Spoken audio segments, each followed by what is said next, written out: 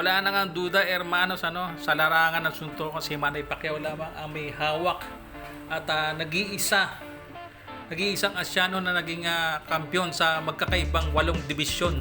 At sa magpasa hanggang ngayon, hermanos, wala pa ring nakakabasag, wala pa ring nakakabura sa record na to ni Manny Pacquiao. At sa pagbabalik boxing ni Manny Pacquiao, hermanos, sa edad na 46, susubukan muli ni Manny Pacquiao na sungkatin ang kampyonato sa welterweight division, kung saan kampiyon nga dito si Mario Barrios.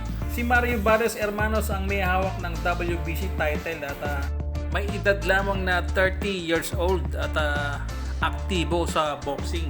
At dito naman kay Manny Pacquiao, hermanos, wala na nga pong ibang kalaban na mahigpit itong si Manny Pacquiao kundi ang kanyang edad. Alam naman nating lahat ng kabataan pa at nung nasa prime pa si Manny Pacquiao kung gaano siya kabalasik. At sa edad na 46, sinusubukan ngayon ni Pacman yung technique ng pampabata. At lahat na nga ng paraan ay ginagawa na nga ni Manny Pacquiao. At kung makikita nyo, hermanos, naglalakad po ng nakayapak. Si Pacman, ang tawag po dyan ay earthing o grounding. Anti-aging po ito, hermanos, ayon po sa aking pagsasaliksik.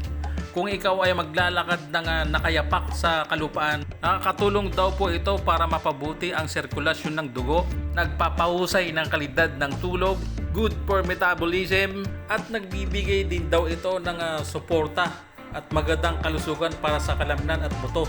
Sa madaling salita, hermanos, kung ikaw ay maglalakad ng nakayapak sa lupa, ito daw ay nakakabata.